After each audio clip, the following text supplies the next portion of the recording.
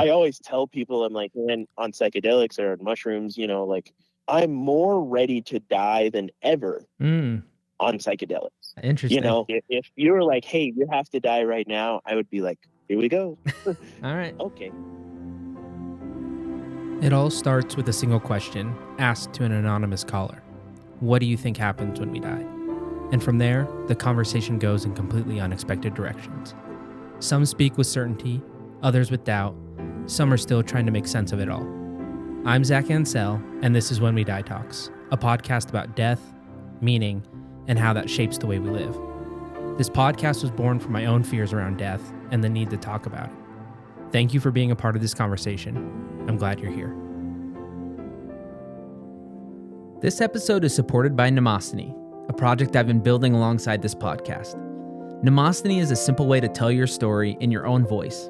It's a guided, audio-first conversation with me where we capture the parts of your life that matter to you, where you came from, the people who shaped you, the seasons that changed you, and the moments you don't want to lose.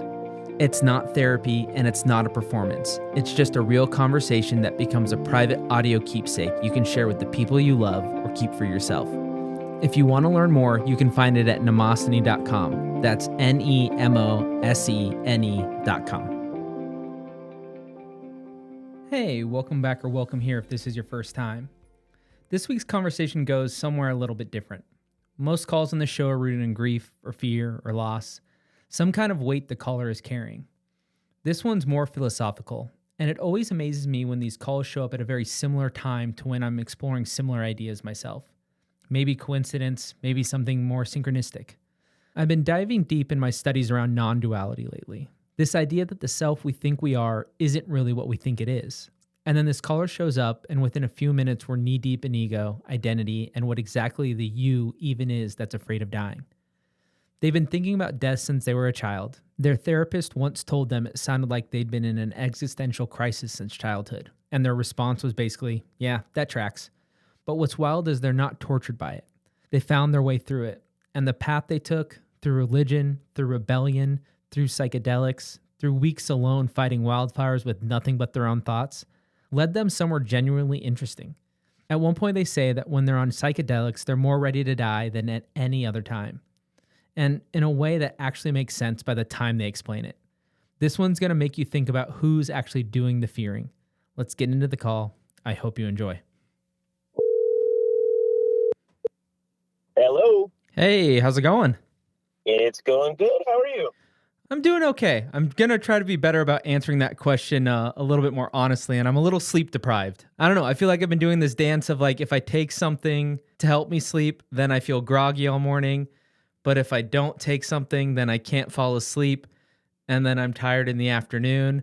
So I don't know. I'm just in this weird space, but I know I had to change it up on you a couple times, and I was like, I can't do it another time. So if I say something stupid, you can call me out on it, and if it's really, really stupid, then I'll just edit it out or something. But that's kind of where I'm at right now. Yeah, no, it's you and me both. I've been up since like 4:30 or something this morning. Okay, yeah, so we could get into some weird territory here. I mean, we're already going to go into weird territory, Yeah. but like, this could be the sleep deprivation episode. But I'm so grateful that you're willing to do this. And we have a wonderful setup with our sleep deprivation. So maybe briefly, you could just let me know why you even wanted to do a call about death.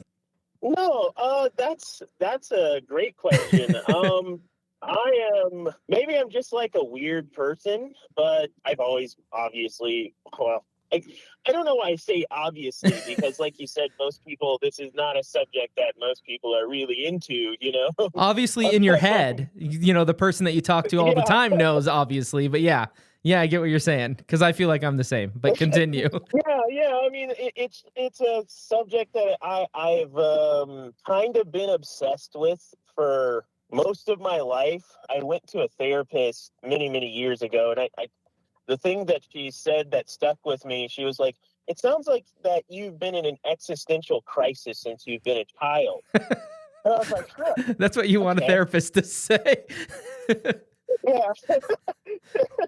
And I was like, oh, well, you know what? That makes sense. Yeah. That actually tracks, So, yeah, I was listening to the show. I don't even remember how I came across the show, but I was like, wow, this is really cool. I don't even remember what episode I was listening to, but I was like, man, I have something to say about that. Ah, I love it. So here we are. Here we are. Yeah. After, again, I keep on bringing it up. I think it's because I feel so bad that I've had to cancel on you a couple times, but we made it work. And I don't know, a lot of the things that you just said are things that I have felt as well. You know, like I do feel like a weird person. I love that, like, you ended it with, I have something to say. Love that. But since you have listened, I guess you probably know the format a little bit. Maybe we can kind of get to know you, keeping the anonymity and everything. Maybe like city, state where you live or where you're calling from or whatever works there. And then your favorite book and why. So I live in Tucson, Arizona. Nice. I'm originally from Jacksonville, North Carolina. Okay. My favorite book, I would say probably either the Book of Enoch or the Psychology of Influence. I don't remember the author. Okay. But those are two books that I remember vividly. That, or maybe not favorite, but probably the most like life-changing, sort of trajectory-changing book. Again, might sound odd, but the Satanic Bible. Okay. I read that when I was a teenager, obviously to be cool and edgy, but And then just felt really seen or it turned out something. to be like a really great book. I love that. That is definitely not where I thought you were gonna go with that. And what about it kind of like was so profoundly like life-changing about it for you? So, like, little backstory, I grew up super religious. I don't know if you've ever heard of Pentecostal before. I have. I don't know what any of the different like branches of anything means, but I have heard of a lot of things. But I'm like, yeah, I have no background. Yeah, no, so Pentecostal is kind of like the crazy holy roller, sort of, Okay. the dancing and the shouting and the whole bit. The whole thing, yeah. In a lot of, odd sort of standards, like women can't wear pants or cut their hair, or, my mom made my older brother when he was little, she made him wear only long sleeve turtlenecks, because those were like modest. Mm. But You're like, I yeah, haven't worn a turtleneck in my life since. Bad memories. Yeah, no kidding. But yeah, so that's kind of the background. So like in my childhood, it was kind of like I was like a big rebel. So I was like, you know what, I'm not doing any of this nonsense. Like, Yeah. I'm gonna, my parents were like, never listen to Marilyn Manson. I was like, I'm gonna listen to Marilyn Manson. They were like, Nothing don't else. smoke weed. I was like, I'm getting some weed, So that was just kind of like, I think the initial sort of reason why I was like, oh, let me get into like Satanism, because that, the Yeah. aesthetic of that is like so cool and like edgy, But then when you like sort of get into the book, it's really sort of this like humanist idea of taking responsibility for yourself and your actions. Yeah, not And, what most people would think it is about. Yeah, it's funny because you say Satanic Bible and people go, ooh, Yeah. But really, it has some really cool sort of like practical ideas and like sort of humanist ideas in it, which kind of set my life on like a, kind of, now that I think of it, kind of built like the base of like my core personality, I guess, or beliefs, perhaps. I've never really thought of it for a long time, so it's interesting to say that. I feel like that happens often when you start kind of like looking back on things throughout your life, and it's like, oh yeah, that did have a little bit of a trajectory. And I usually don't really go into the books that much, but I'm like, this feels like it kind of plays into the conversation, and it sounds like it's actually going to be helpful background as we kind of dive in, and maybe this is a good point to just kind of dive in with the big question of what do you think happens when we die? So what I think happens. I love people who make the very strong distinction of emphasizing think versus hope or something like that. I love that start. I emphasize that because a lot of people pretend to know or Yeah. something like that, and I don't like to pretend to know anything at all. Yeah. I just think a lot, and I don't think about facts or non-facts. What I think happens is probably something very similar to when I cease to exist. It's probably something very similar to what happened before I existed at all. before I was born. I didn't mind not being born, Yeah. right? So pretty much it. Yeah. As far as like, and I could really like kind of delve into like the general idea of this thing of like, it's going to be me, as in my ego, the thing that I believe to be me, Yeah. not existing, right? Yeah. If I break it down even more, As you say it, I'm like there, tightening up over here. I'm like panic, anxiety, fear. And you're like, oh yeah, this is no big deal. Like, this is why I started this. And you're like, yeah, I just ceased to exist. My ego, myself, yeah, that thing's gone. And I'm like, hold on. Breathe. Sorry, continue. yeah, it was, no, that's valid and like relevant, but there's like a quote, and I don't know who said it. It was from some philosopher somewhere, but it was something to the effect of, when I die, I hope that death finds me already obliterated or dead, basically, if that makes sense. I feel like I remember this quote, but yet I can't remember like who it is either. like, yeah, go ahead. Sorry. Yeah, I can't remember who it is, but it's like, when I die, I hope that death finds me realizing that I didn't exist in the first place, is how I interpret that. Yeah. Right? Yeah, totally. So when it gets there, I don't mind dying, because it's like, well, it was never me. Yeah. I think that introduces a very interesting, I don't know if premise is the right word, but the fun thing about this conversation is it's inevitable that you're going to go into stuff about ego, self, consciousness, identity, and then also stuff like, what is real? Is this an illusion? How does that all parse out? And so, yeah, that's interesting context there. Right. Yeah. Yeah. All questions that I've been pondering since I was like 5 years old, I think. Man, I wish we would have been friends back then, playing in the sandbox, talking about death. Nobody else wanted to. Yeah. Well, and what's the funny part is, I don't think that's normal for a kid. Yeah. But it might have been, I think it was probably part of like growing up religious, where death is really a core part of most religions, right? Yeah, it's prominent. Yeah. Frankly, that's why people are there. Yeah. Yeah, totally. To make sure, death doesn't find them slipping. So, yeah, I'm sorry, I got lost there. No, I mean, we're all over the place in great ways. I don't even think there was necessarily a question or anything. But I'm curious about like your fears and thoughts there, but also that quote is really landing hard with me, because it is something that I think about a lot, of like, not only what am I, but what is this whole thing that we're a part of? And again, not really a succinct question, but if you have something there, awesome. If you don't, I can probably come up with a specific question for you. Yeah, so I love the question, what am I? Or who am I, right? Yeah. It's one of those like if you ask people that, oh yeah, and you try to get a real answer, you're going to get really, really fidgety people. Like that makes people really fidget and kind of like, and people take this the wrong way when I'm like, oh, I'm nobody. Yeah. No, you're somebody. I'm you're nothing, important. nobody, You're you're great in this. Yeah, totally. It sends up like a lot of like signal, like there's a flare. We got to SOS, help this person because they don't think they're anybody. Right. And it's not a bad thing. It's not a negative thing at all. That's the thing that actually it's a freeing me grounded thing. Is realizing. Yeah, it's a liberating thing to know that I'm not anything at all, and I don't have to be anything. Yeah.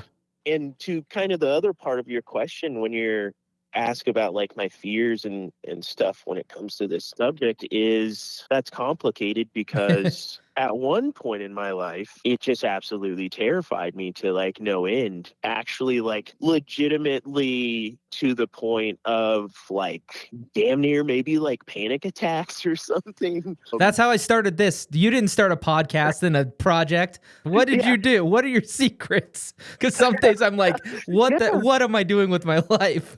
What am I doing? I should have started the podcast, right? This was part of like why in my life I've been so obsessed with like psychology and religion and all of these sort of like esoteric sort of ideas. Yeah. Because I think initially I was like looking for what happens when we die? Yeah. Yeah.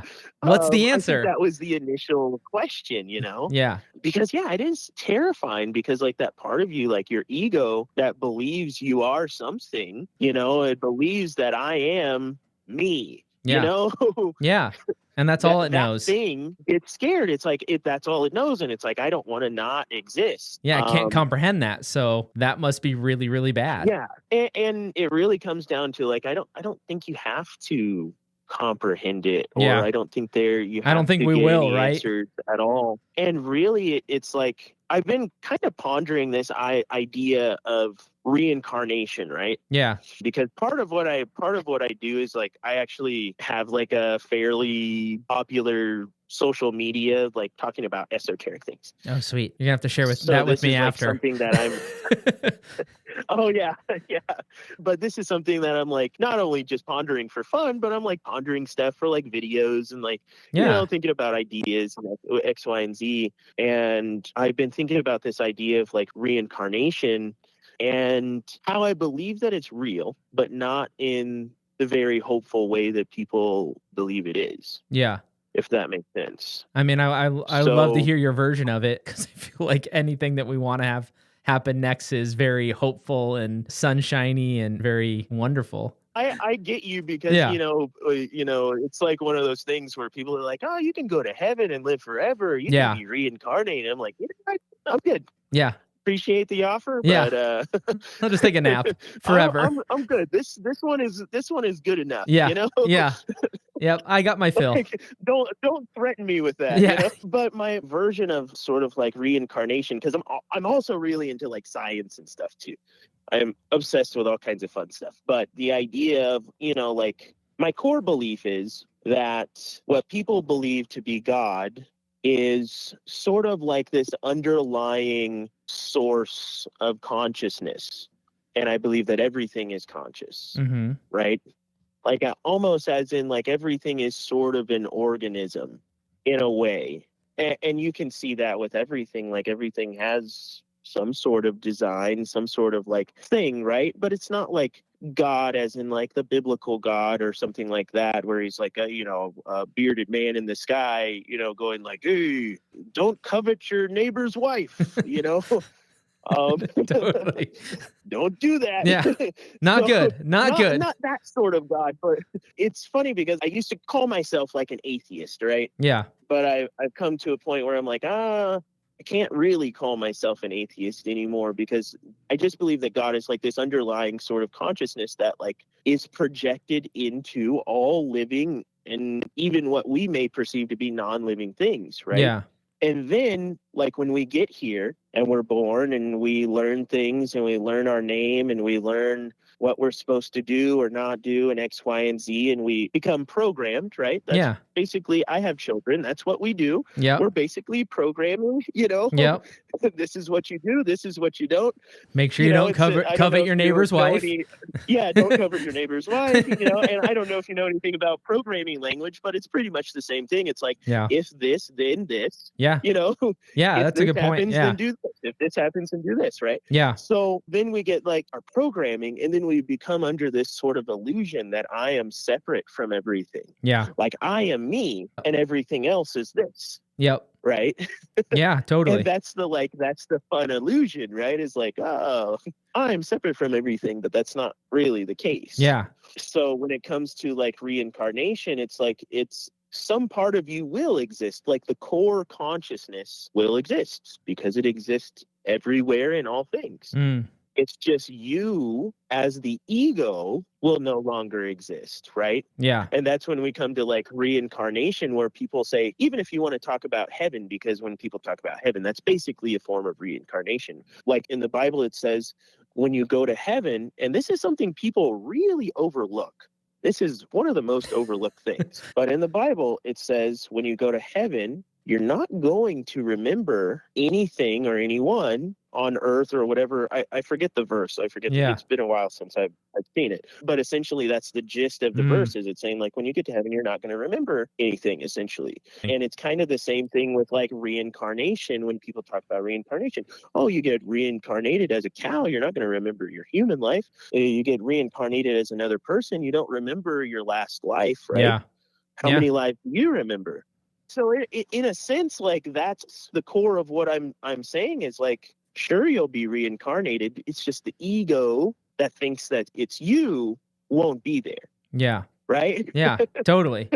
Like the core consciousness will come back as something else, but you, the thing that you think is you, is gone forever. It's almost impossible if you start talking about this in a very philosophical way that you're not going to jump into things like consciousness, self, identity, ego, all those things. But what I've been like looking into, like I said, non-duality and stuff, how much of Zach that exists here right now is that programming that you're talking about? And if I started stripping that away, how far down do I go before I find the true nugget of ego of self? Or do you just get down to that base consciousness and it is, you're just kind of part of everything in a way? So yeah, this is all fascinating to me because this is definitely stuff I've been thinking about. Yeah, absolutely. That's the thought experiment. I love asking people that question, especially, if we're doing mushrooms or, on some sort of substance. I love pulling that out because it's like, you can name a lot of things off. Like, even if you think right now, you can name things off. Like I can tell you my name. I can tell you where I'm from. Yep. I can tell you what my you do for work, the things that I like, what I do for work. But none of those things are me. Which one of those things were you? Which one? Oh yeah. It just brings up some really interesting things of, identity and self. Yeah, I love that you've kind of tackled some of the same things. And I think when you have thought about death since childhood and it keeps kind of coming back up, I think it's really hard not to have these thoughts about how you exist in this world and what your place is in this world and what that means in the big picture of things. It's all very interconnected. You don't get you don't get one without the other. It's all kind of a big circle. It's a tangled web. Though. Oh yeah, for sure. Oh, the tangled webs we weave. Yes, yeah, absolutely. But, I think one of the funniest phrases that I hear nowadays is authentic personality. Yeah. Or you'll hear this like, oh, they're a really authentic person, or they're real, Yeah. And it's kind of funny to me now because even just the word personality comes from the word persona, which comes from the word mask. Yeah. It's to wear a mask. Yeah. So they're just really good at wearing the mask. I have an authentic it's like I have an authentic personality. It's like, oh, their mask is really good. Yeah, their mask is trustworthy. Their role really good. Yeah. They're gonna play the part really well. I know what to expect from this person. Right. And it's kind of funny because it's like we are really just playing a part. It's like I'm a base consciousness that put on a mask. The mask is me. Yeah. And now I'm playing this part, right? We're all playing our part. We're a bit of performers. And I think a lot of mental anguish around death and just about life in general kind of goes away when you accept that fact and start kind of consciously playing the part and understanding oh, this is a mask. Like I'm playing a part. I can even change my mask anytime that I want. I can move in and out of situations in the world in a much freer way when I understand that I'm just wearing the mask. Like it's not me, I think about those random, because it was not always this way. I think it was the random. Every 30 episodes, it felt like it was like this. With Scooby-Doo, maybe this is a weird reference, but at the very end of the episode... I love Scooby-Doo. I'm the biggest Scooby-Doo fan ever. Awesome. So this will resonate, hopefully. But every so often, they'd pull off the mask at the end, and they'd be like, Janitor Steve? How could it be Janitor Steve? And it's no, that's another mask. And they just kind of keep on... It's oh yeah, this person's wearing 4 or 5 masks.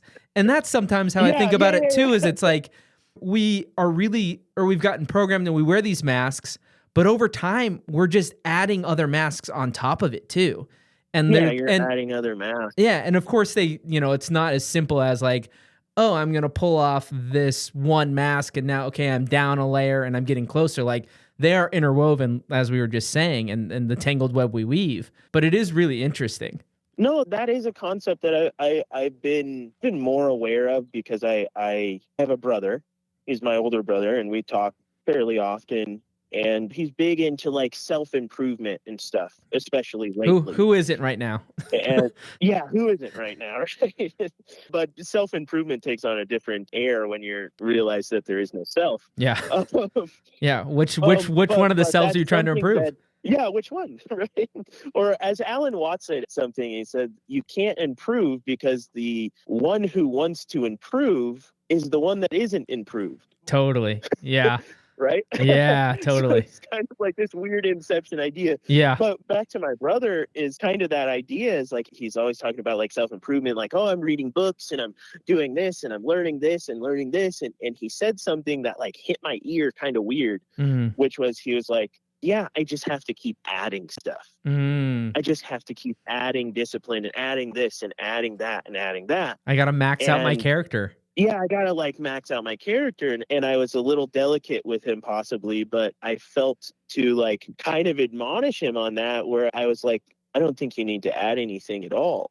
Life gets easier the more we take away, right? The more I eliminate myself, the easier my life gets and the easier things come to me. I don't have to like have this sort of like grind set mentality, like, oh, I have to get things done, you know? Totally. Like I have to get things done with my life, you know? Like I can just actually just enjoy my life and realize that all the things that I think are important aren't that important and things come as they come and I'm not making it out alive so I don't have anything to worry about, you know? Yeah. That's the weird. So that is something to like where people think it's like, oh, I have to add.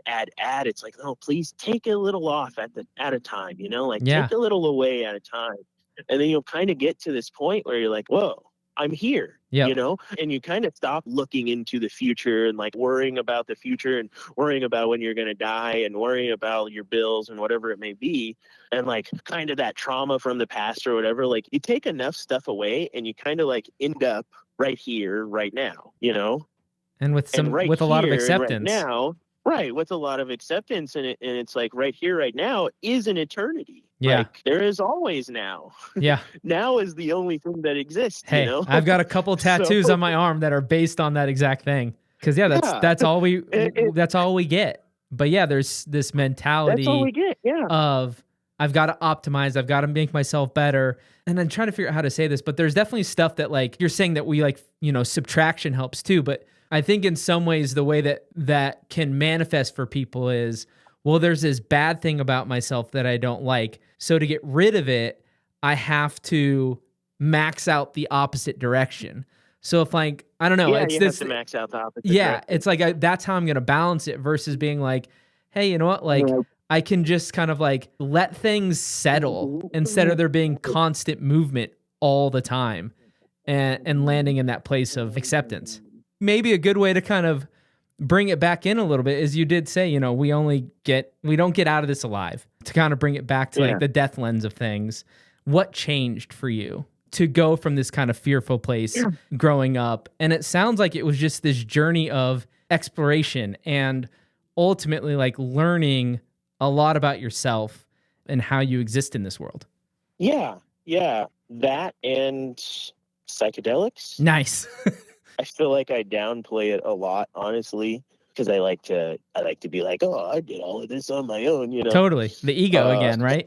Yeah, my ego's like, don't tell them about this. Lots of psychedelic trips that you've taken that's really helped, but that's something that's actually helped a lot.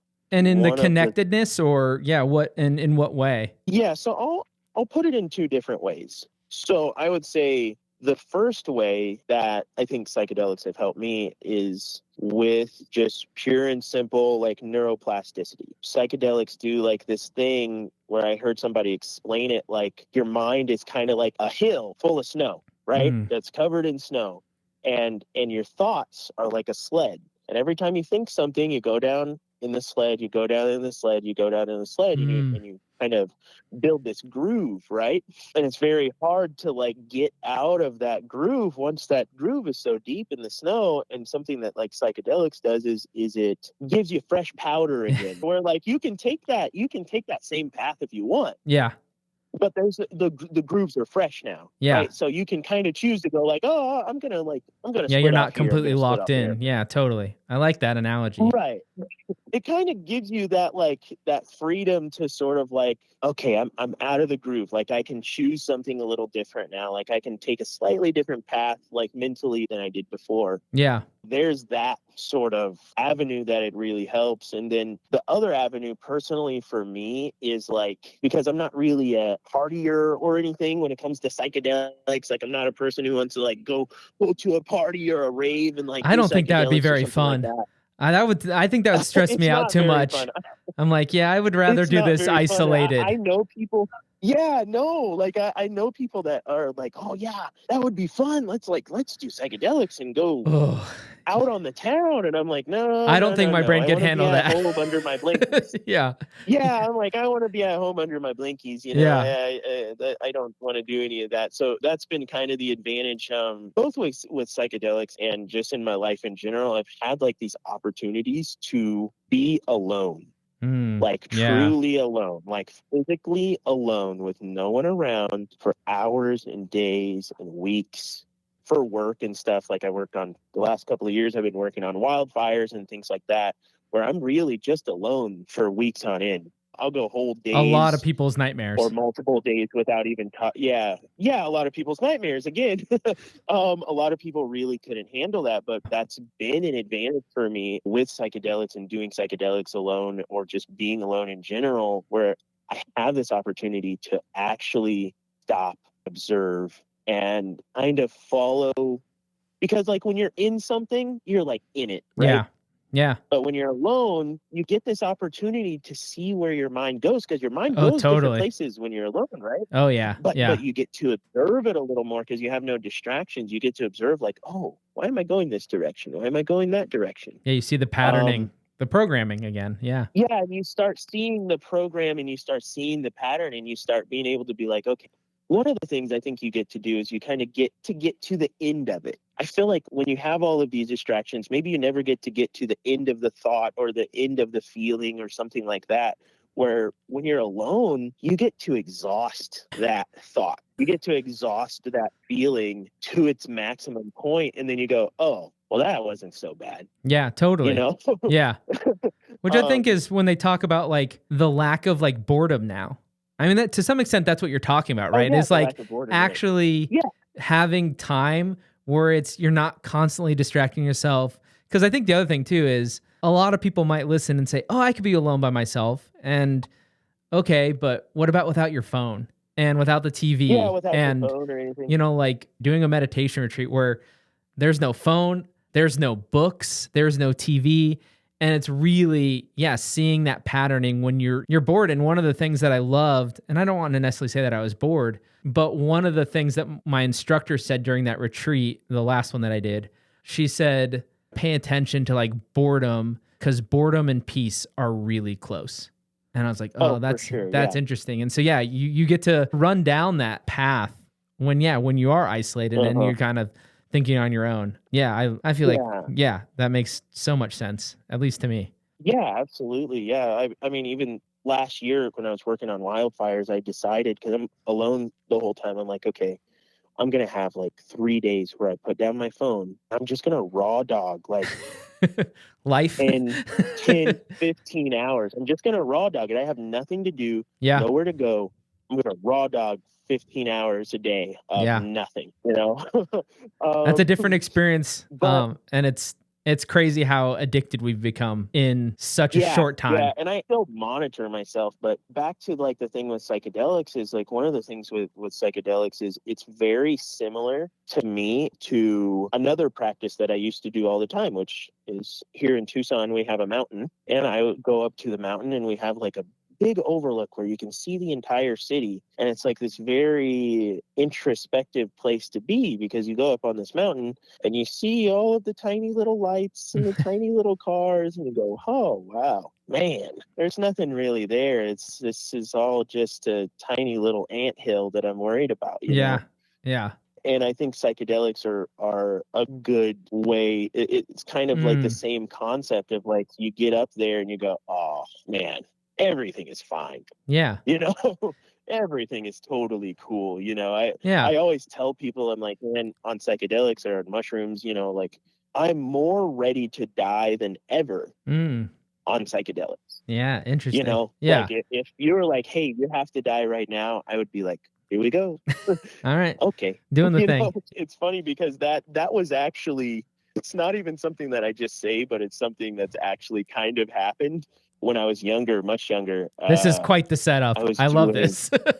Yeah, no, I was much younger. I was actually doing mescaline, which is kind of similar to peyote, but made from different cactus. Yeah.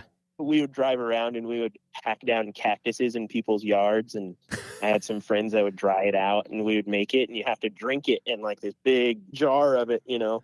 So we were doing this, and we were like at somebody's house, and I was at a stranger's house with a bunch of people I didn't know. I'm sitting on the couch and people knock in the door with mask on with their guns out. Oh God. You know, like and they do this sort of like mock robbery. Oh God. And I'm like, and I'm just kind of sitting there, and I'm like on this psychedelic, and I'm just like, okay, all right, whatever you say, you know. Yeah, my heart rate didn't even go up a pinch. You know what I mean? I was like, all right, this works. Okay, then. Yeah, you know, you know, and at the end, it turned out to be a joke, but at the time, like I thought it was real, and I was just like, well. Everybody else is freaking out, and you're just sitting there like, yeah, whatever. All right. Yeah, I'm like, yeah, whatever. And I think that's what's, after you do that for so long, I think that's one of the things that has really brought me sort of this like peace with death, is like realizing it's one of those things that's, you know, I don't know if you've ever done psychedelics or something, but you have this thing where it's like this ego death, right? And when your ego dies, you realize that everything is everything and you're not separate from anything. That makes that sort of idea of dying is like, oh, well, that's what happens, you know? There's no, you know? Yeah. So I like to remind myself, and I like to kind of do it every once in a while now, even though it's been a while for me, is like, I'll go, oh, okay.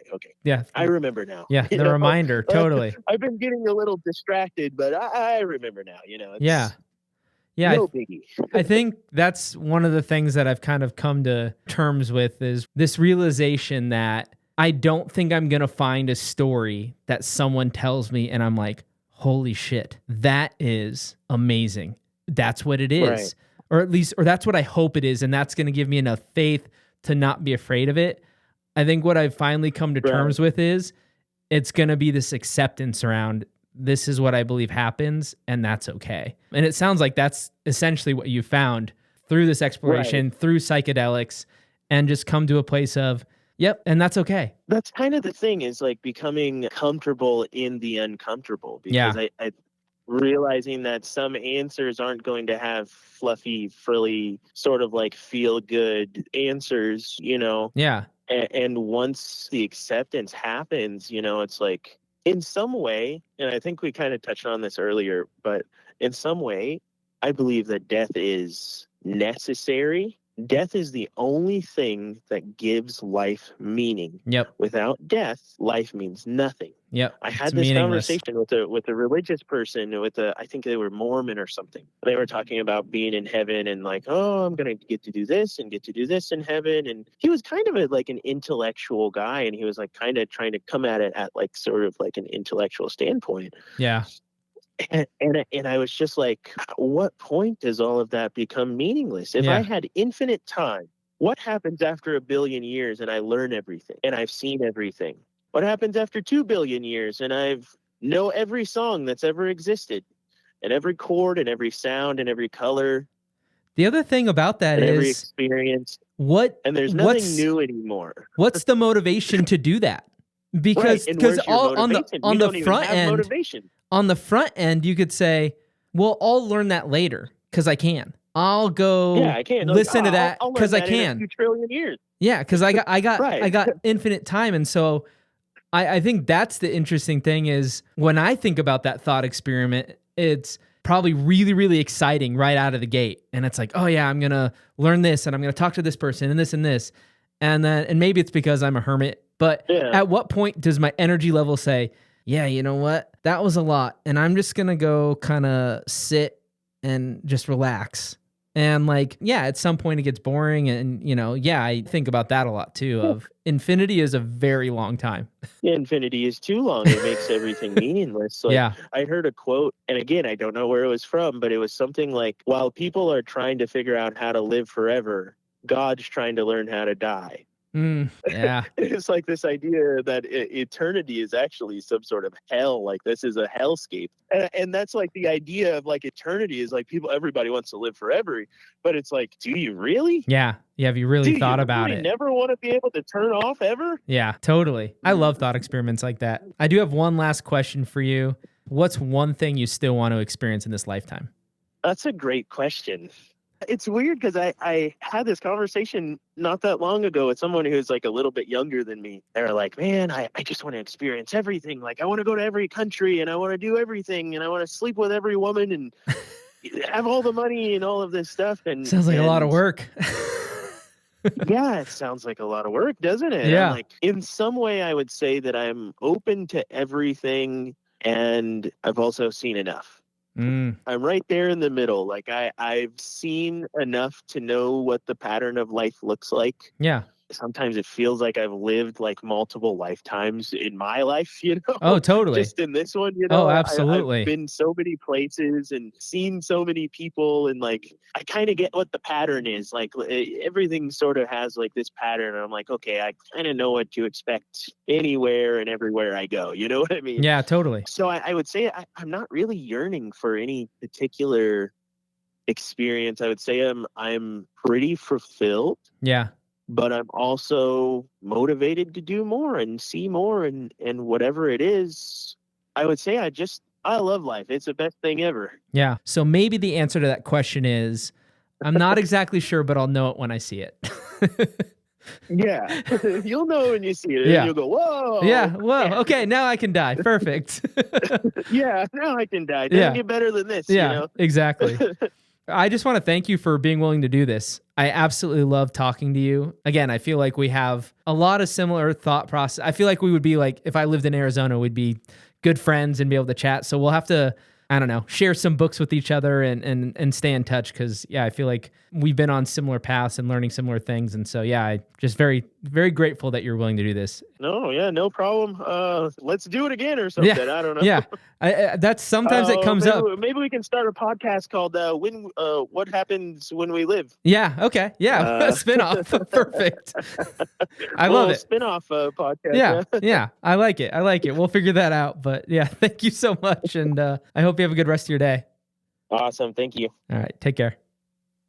Something the caller said early in that conversation has been rattling around in my head ever since. The word personality comes from persona, and persona comes from the word mask. So when we say someone has an authentic personality, what we're really saying is that they're really good at their mask. They've committed to it. It's a convincing mask. And I haven't been able to hear the word authentic the same way since. And this is something in general that I've been thinking a lot about. If the personality is a mask and the ego is a construct, and the you that exists is really just accumulated programming, then what exactly is afraid of dying? Because that's the thing, right? We assume we're afraid of death, but maybe what's actually afraid is just part of us that believes it's separate from everything else. And that part, according to this caller, and honestly according to a lot of what I've been reading lately, might not be as real as it feels. I don't have a clean answer, but I found it very powerful to sit with that question. On my end, this week feels like I'm back on solid ground. I said most of what I needed to say about March last week. This week, I just got back to work and remembered why I love doing this. I'll see you next Tuesday. Thanks for listening to this episode of When We Die Talks. These conversations don't offer answers, but they do open space. Space to reflect, to feel less alone, and maybe to see things a little bit differently than before. If you'd like to explore your own beliefs out loud, you can apply to be an anonymous caller at whenwedietalks.com. And if a full call feels like too much, the voicemail is always open. Leave a message at 971-328-0864 and share whatever death has stirred in your life. Listener support truly helps keep this project going. If you'd like to support the podcast, you'll find a link in the show notes. And as always, please like, share, and follow. Every bit makes a difference. Until next time, have a good life.